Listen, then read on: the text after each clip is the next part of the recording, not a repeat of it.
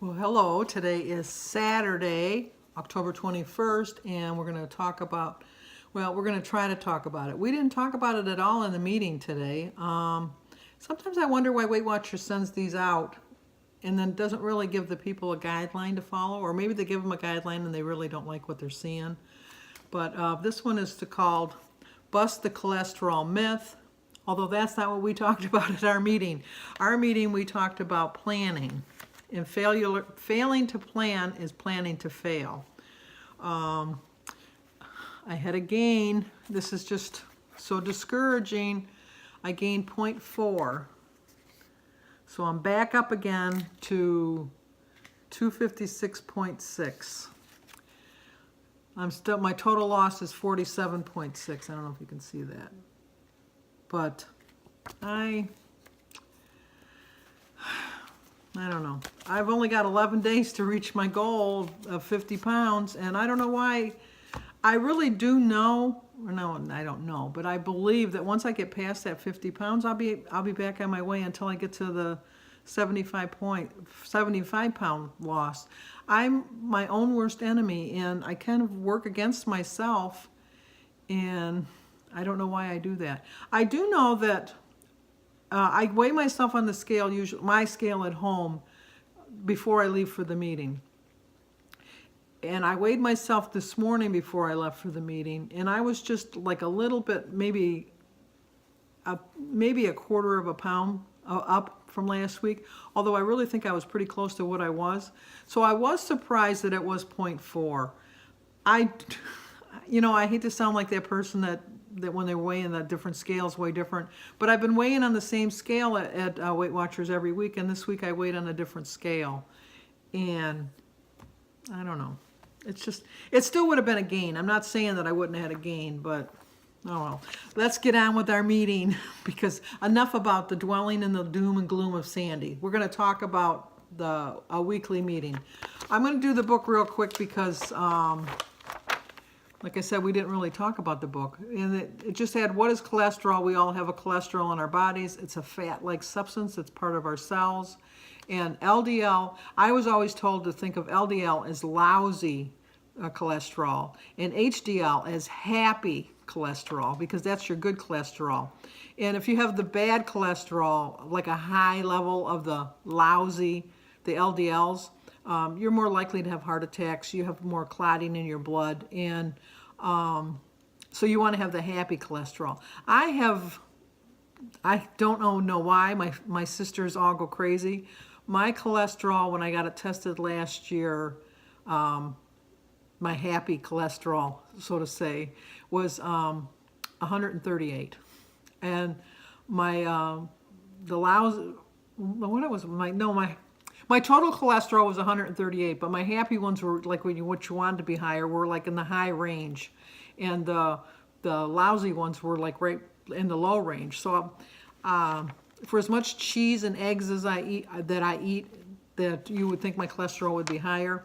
But they said that recent studies show that there's no evidence to support that eating foods with cholesterol cause heart disease. It's just mostly the animal fats and saturated fats, things like that, are going to be your problem, because the saturated fat is the enemy. So you want to keep away from that. And so the SMART program makes it easy to choose foods low in saturated fat by including it in its calculations. So foods higher in saturated fat are higher in SMART point values, which makes sense. Animal sources account for most dietary saturated fat, but some plant-based foods have high levels too. Coconut oil, which is the big range, I don't have to worry about that. Rage right now. I'm allergic to coconut, so I can't have the coconut water.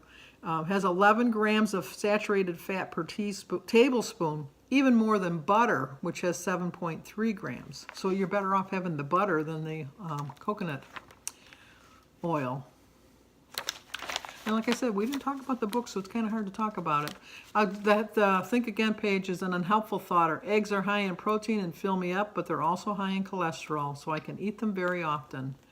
And the helpful thought is eggs are high in protein, they fill me up, they're low in saturated fat, so they won't affect my cholesterol. plus they're low in smart points. That's true. That's why I have an egg every day. I like a cold hard-boiled egg. If I have a hot or hard-boiled egg, I want to put butter on it. I don't know why, but I do. But if I eat a cold one, I just put a little bit of salt on it, and then I'm fine. And I know I should get away from the salt, but I really don't have that much salt, like table salt, in my food anyhow. An unhelpful thought is I need more protein in my diet. I should have steak tonight. Oh, I love steak. I don't make a good steak. I love a steak out. A helpful thought is I do need protein in my diet. I'll use smart points to guide me to leaner cuts of steak to find a lower smart points option, and then I'll know it'll be a lower saturated fat choice. And like I like scrambled eggs, and I like English muffins, and I like everything that's in this, but I'm not a big egg sandwich person, but you guys might like it. I haven't had a scrambled egg in a while, but so anyway, our meeting, we did talk about what you should do and what you should do with your food and how you should manage your food. And they suggested that when you shop, make that the day that you're gonna come home. Either buy your food already prepared. You can get your food like fruits and vegetables already cut up and things like that. Or when you get home, cut it up yourself. I find that it's just cheaper to buy like a whole watermelon and then cut it up and put it in a bowl. Jim doesn't really eat a lot of fruit, so what I have to do is I have to, sometimes it's better off for me to pay the little bit extra price for the cut up fruit already, because if I buy like a whole watermelon, if I don't have my grandkids over or something, it's going to go bad and I'm going to end up losing money in the long run. But I like to cut up all my little veggies and put them in little snack bags and put them in the fridge so it's easier to grab. I showed you with my smart cheddar cheese popcorn. I put it in little baggies, and I put them back in the actual big bag that it came in. So I just reach into the bag and pull it out. And like I buy the little packaged nuts that are already packaged, and it's just easier if you know what you can, just go in and grab it. Also, they said like when you're making something, make 2 batches, which I made like my chili and I made the pasta fagioli and I divided it all up into cup servings. And as a matter of fact, I took out one for today and one for tomorrow of the chili. I'm going to have the chili. I tend to repeat my meals. I don't have a problem eating the same meal. I have like the same breakfast every single day.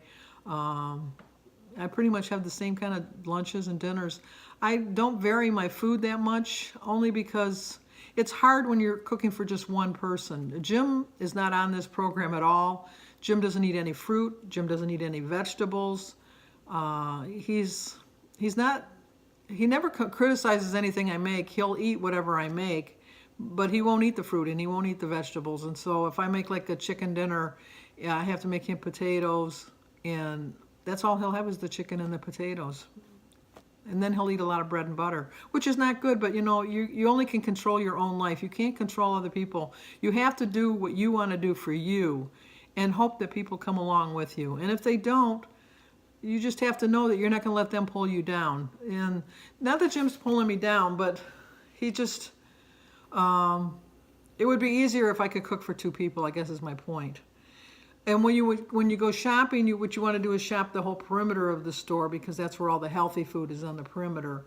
And you want to avoid going down the aisles as much as you can, because that's where you're going to find the unhealthy choices, the cookies and the cakes and the things like that. And you want to take the time, and you'll look out for your results. So if you take the time to prep all your meals, you're going to have better results at the end of the week. And it's easier to figure your smart points if you track, like when you label the foods. Like I know what the chilies and the soups are going to be 5 points. I just know that.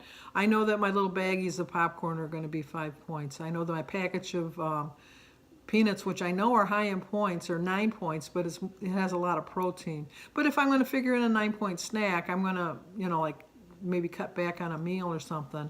So I tend to stay with stuff that I already can remember what the point value is. And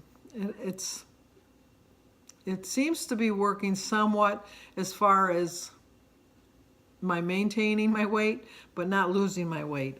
And I can't even, I keep saying that and I can't stress it enough. I have to stop being my own worst enemy. So this is going to be a better weekend for me. My weekends are always bad. I've planned out my day for today. I've planned out my day for tomorrow, and I have no intentions of going off track. And I have a busy week ahead of me next week. So I'm hoping that'll keep me on track, get back to my exercising every day, and just staying with it. So this is the meeting. It was, once again, it was about cholesterol, although ours really wasn't about the cholesterol. And I hope that you guys are doing better at this than I am. I am by no means giving up. It sounds like I'm giving up, but I'm no means giving up. I just have to think that if I'm spending $56 a month to go to this plan, to go to Weight Watchers for my support, I have to give a little bit more of myself, not just my money out of my wallet, but